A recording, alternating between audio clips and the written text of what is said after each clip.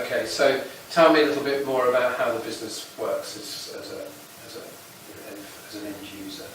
So, from a customer perspective, we're aiming travel experiences to, I suppose the market is 25 to 40 years old. Obviously, it's never quite as pinpoint and as specific as that. But what I suppose our unique selling point is travel experiences that you can't buy from a brochure, you can't manufacture them, you can't go off and have them on your own. We create a unique trip, a unique adventure, be it a road trip in South Africa, from Cape Town round to Durban, where you go along with our trip leaders, their tour guides, your surf coaches. They take you around to all the different places, they know the locals, they'll be driving around with you, you're in a unique group, and I suppose what keeps people coming back is that over that time they make great friends along the course, be it the other people that are on the course or the trip leaders. They'll then go off to the trip leaders, go off and run the course in different countries, and then what's happening moreover is we've been running for 12 years, and that community of customers has broadened, and people that go on our trips are as much a part of a club as anything really.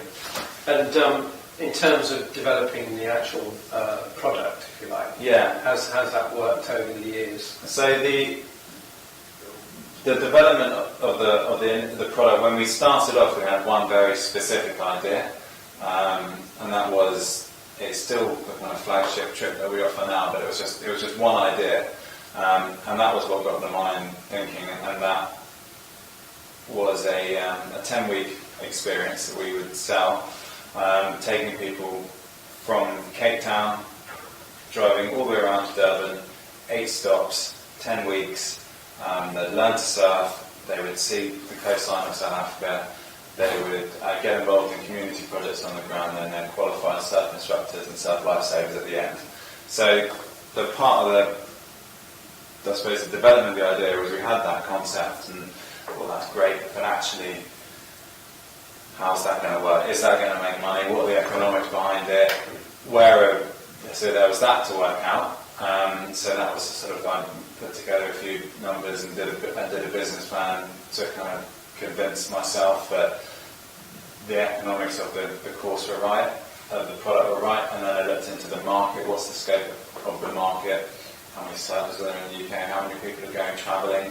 And at the time, that was pretty unexplored. It was very much a new emerging market. It's much clearer now. And then the other thing was the operations of it. You know, actually, where would these people stay? Who was going to meet them at the airport? Would that be me, or do we need staff? Where are they staying? Who's giving the surf lessons? What vans are we driving around in?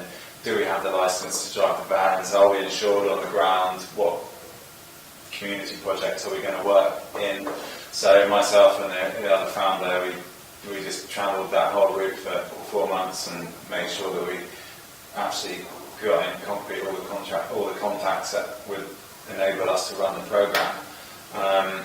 And then we came back, and then we basically knew that the itinerary was sorted, and then we had to develop the brochure, the website, the photos, and then we had to go out and sell it, get the insurances. During that time we needed to go out and raise some money, because brochures and websites and all that costs money, and we didn't have much, we were just graduates. And so it took us, probably after getting back from South Africa, it took us about 4 months to be in a position where we could actually accept a cheque from someone. You know, we had to register the company, had to open the bank account, had to do all of that. And it was about 1.5 years until our first trip actually ran. So from the sort of the moment that the idea was seeded to the moment that the first trip was actually on the ground, and we were talking to customers around a barbecue on the first night, it was about 4 years. So yeah, it did take quite a long time, and I suppose that's a very slow example. That there are businesses you can get off the ground much faster than that, but it was quite an expensive offering. So, and it was quite a big trip for someone to take. So we knew that the buying process would take time. Yeah. So, and during the 4 years, what sort of support did you get? Did you get some external support in terms of, I don't know, developing the business? I mean, you talked a lot about the things that you did, you know, the road trip to work out elsewhere and so on. So, did that all come from you, or did it come from? No, so we tried to take as much support as we could from wherever we could get it. We were tried to be very confident in the idea, but also very cautious about what we knew and what we didn't know. So we very much going on the mindset that we knew better than no one. So if anyone was prepared to talk to us about it, we should listen. I was a graduate. I was studying at the time at university, so there was an enterprise department at the university. So I spoke to the master in charge there about the idea. He gave me support and told me various places to go and talk to. I was fortunate enough to write the business plan actually as part of my degree. So through that I was getting quite a lot of educational support at the university. I didn't have any business experience. And then at the time we contacted local sort of council business support. It was Business Link then, I don't know if it still is now. And then there was and we got put in touch with another. And then from there the network kind of spread. So you should speak to these guys. And through that process we managed to, they opened up doors to funding as well, and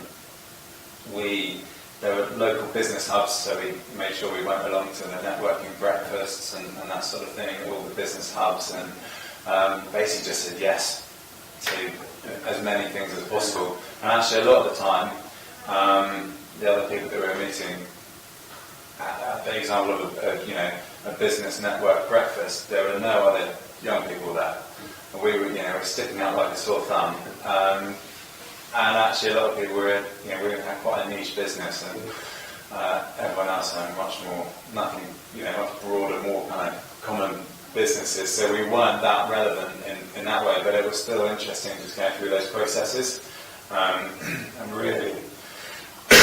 really formalising the business ideas. Because the more you have, if you can't explain your business idea to someone, then that person isn't going to back you, and you're never going to nail it the first time that you try and explain it. So actually just going through that process, just bumping into someone in a business conference who you've never met before, just, what's your idea? What do you do? And if you're there 10 minutes later and the guy is just looking at his watch and leaving, you've got no hope. Whereas if you can just rattle it off the tongue, and then they're interested, they might introduce you to someone else, and then that's what it's all about, really. Yeah, I agree.